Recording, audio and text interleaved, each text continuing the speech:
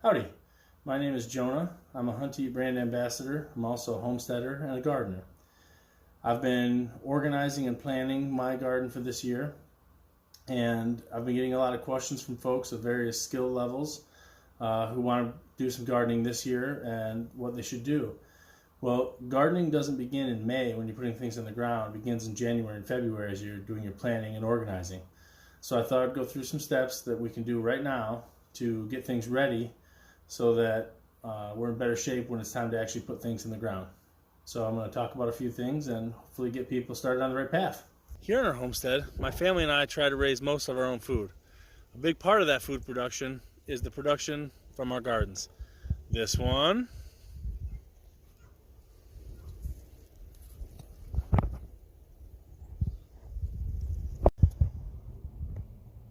and this one.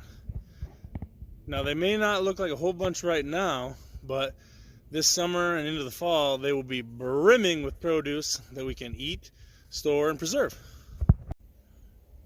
Winter is an excellent time to assess your tools, equipment, storage, and the like, and determine what needs to be replaced, repaired, or just organized. If you're planning construction of a new garden, this is the time to consider your infrastructure as well. So any fences, trellises, any raised beds, any compost areas, and very importantly, the water sources you'll be using. 5-gallon pails don't seem like that big of a deal until you carry a whole bunch of them a long ways every day. While doing your garden planning, there are a couple of things you may want to consider. Your experience and skill level at both gardening and food preservation, of course, play a large role, as well as your family's needs and consumption. If you're a little bit more experienced gardener and want to add to your infrastructure this year, a greenhouse, even a small one, is a nice touch to extend the growing season in both directions. You'll want to look at what you planted and what you grew last year, what worked and what didn't, what you used and what you didn't, and what you want to do moving forward for this year. You also want to take into consideration companion and succession planting and any trellis or any special needs on any of your gardens this year. Once you've determined what you'd like to grow in your garden, you'll want to take a look at the seeds that you already have to assess what else you may need to purchase to get going this year. One of the big issues with growing things from seed is trying to keep them organized. By the end of the year, everything can be in disarray, but at the beginning of the year, it's nice to start things out kind of tidy so you know what you have, because if you don't know what you have, you may as well not have it. So one of the things I like to do is take all the stuff that I have in boxes or in bags and to put them in these nice tidy binders, just so I know exactly what I have for starting a lot of my seeds.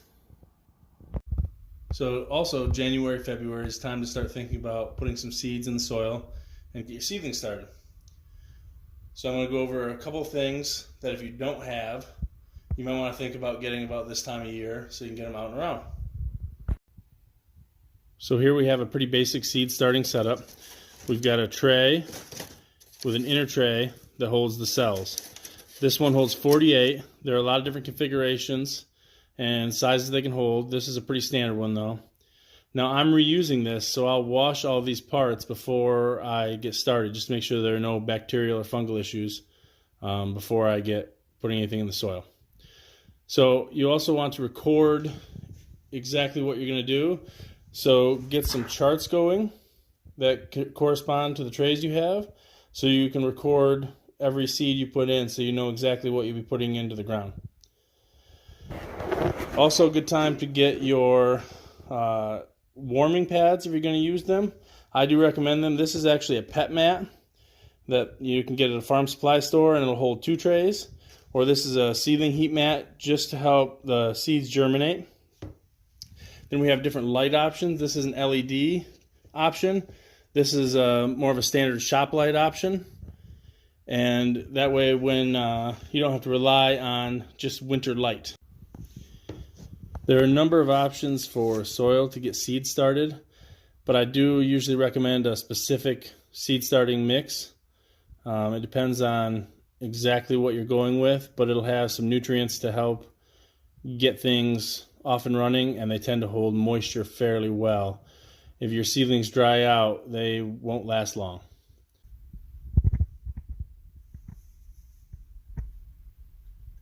So this is our seed starting setup.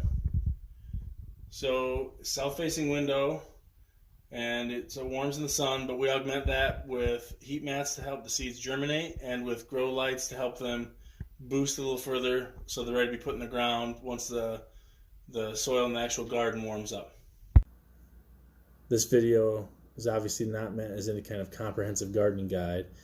It's just a primer to get folks thinking about things they can do now that will aid them in getting their garden started this spring and summer, and to start thinking about taking more ownership of their own food. I hope that's exactly what it does, and I hope that whether you are starting a giant garden or a couple of pots on your patio, you have a great year and a great harvest. Happy gardening!